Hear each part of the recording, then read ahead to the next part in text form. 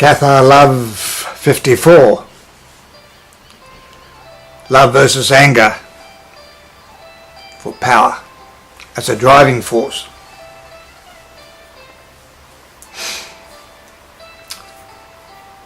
It's been a while for videos, for clips.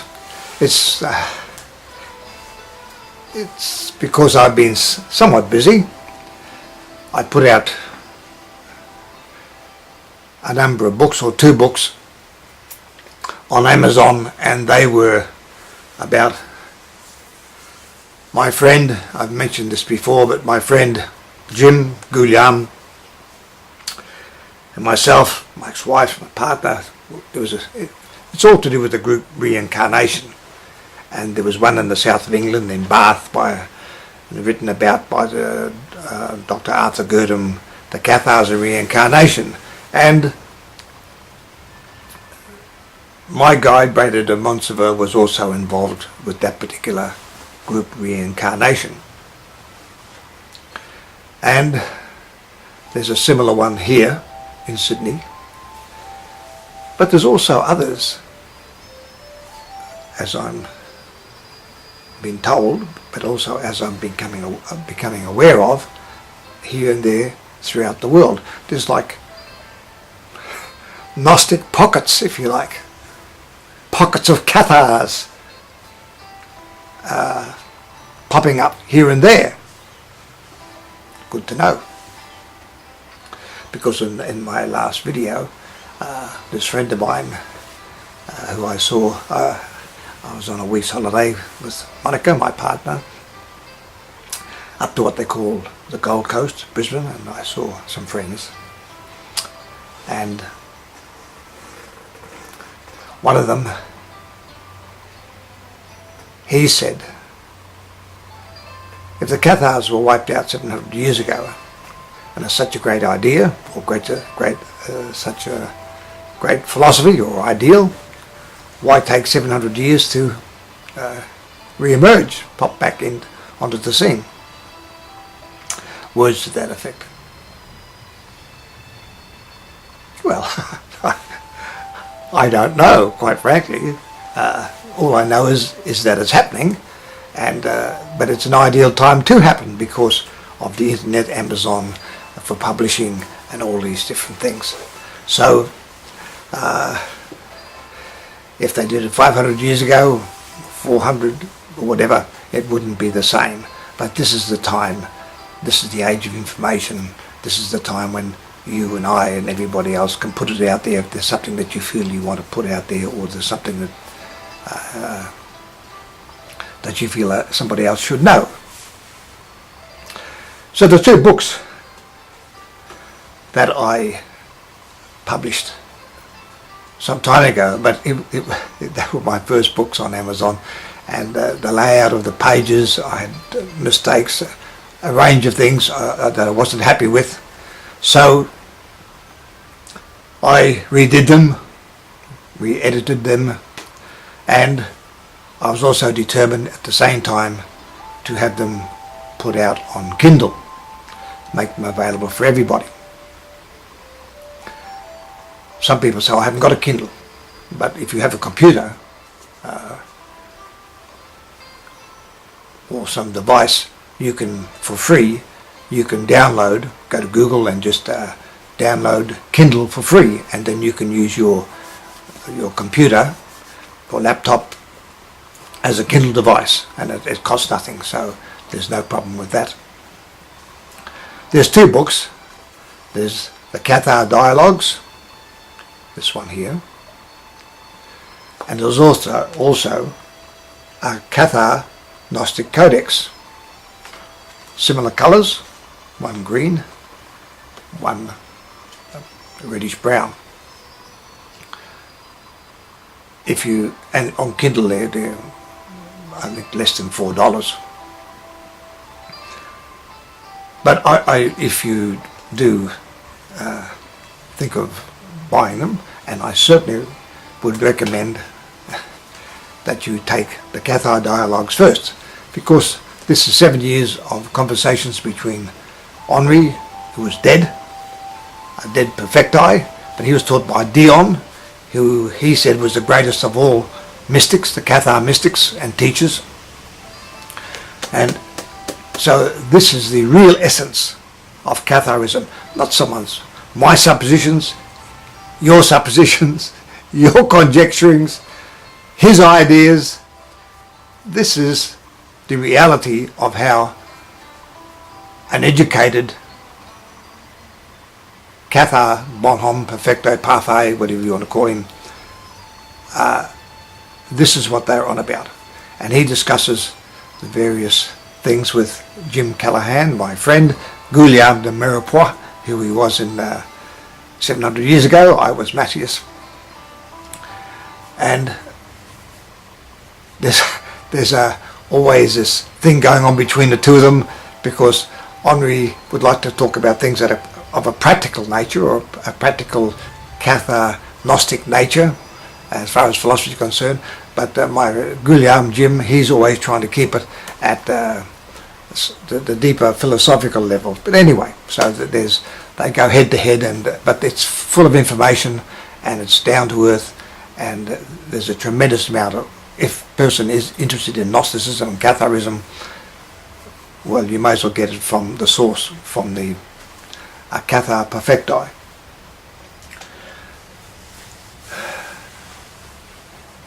My friend referred to anger and the energy that anger can supply, the power that anger can supply, and I think we all know that one way or another, through one person or another, or one situation or another. We know, and we know ourselves what it's like to be angry, and we know ourselves what it's like for that power, that reactive power and that driving force. And he is referring to the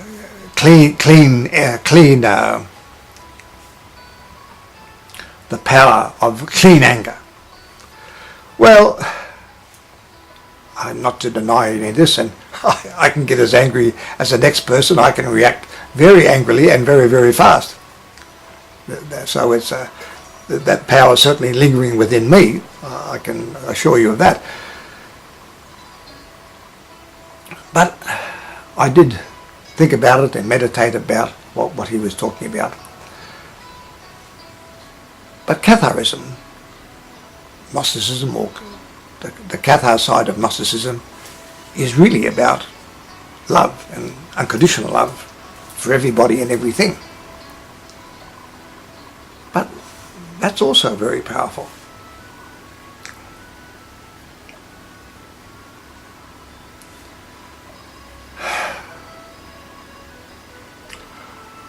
Of the two, I know in what area I would prefer to be, and I would want to be. So the Cathars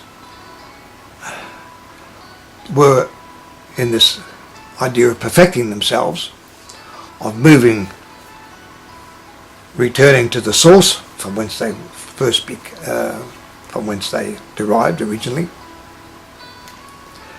It was all to do with the unconditional love coming from the source, but also the Cathars trying to emulate that by giving out unconditional love. And to me, if you're on that particular path, it's a long winding path, and as Henri said, the destination, the journey is just as important as the destination.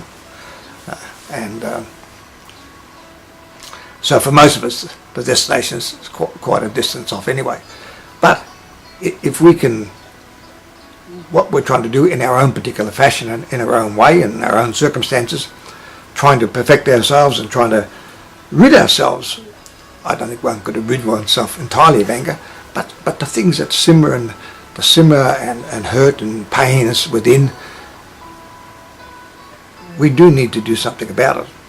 I mentioned before, my system was I literally went through every particular item that I could think of, throughout my life that I either caused pain, hurt, or was caused to me, and I was angry about it or upset about it, and I literally wrote them down and I thought about each thing and I forgave that particular person, and it took me, ultimately it took me about 2 months because odd little things kept coming in, but I just did want to get rid of it all, and I went through that and I burned it and got rid of it, and so that was a symbolic way of doing it. But I know I didn't get rid of all the anger inside me, and I know if the circumstances were right, I could probably slice someone's head off. I don't know if the circumstances were there, but it would be in reaction to a situation. And also, anger can drive you, but I do believe, and I firmly believe, that it's love. It's love of yourself, it's love of the universe, it's love of the environment, it's love of everybody and everything in an unconditional way, consciously unconditional, because we may do something where we may hurt somebody and we don't even realize it. Now,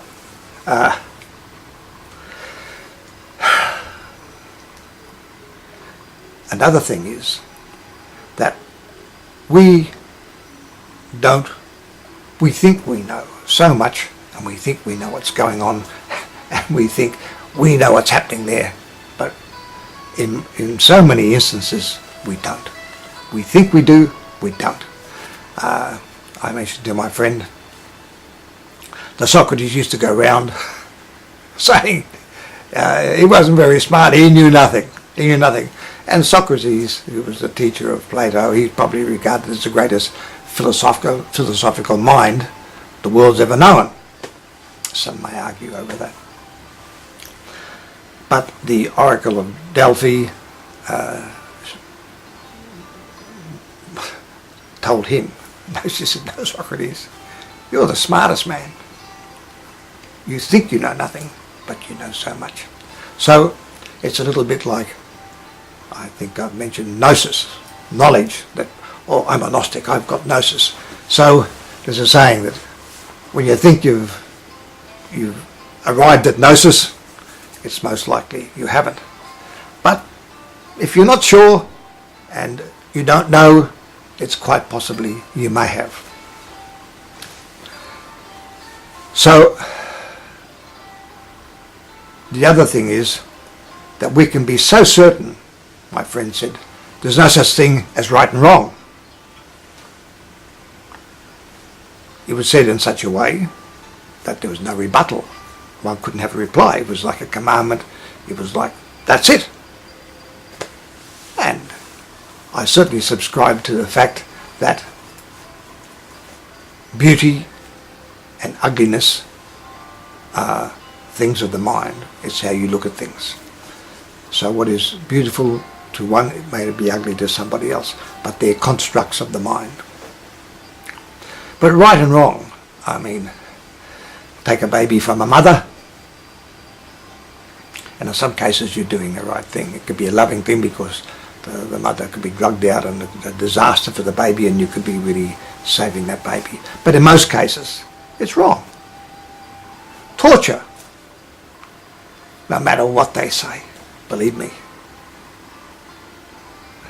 I've been involved in a few wars, and torture is always wrong. So there is right and wrong.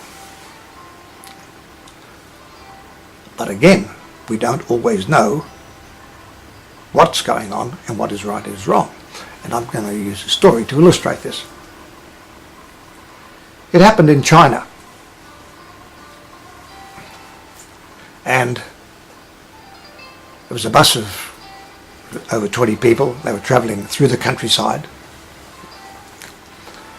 And there were 3 louts, thugs, on the bus. And they molested the pretty bus driver, an attractive young lady.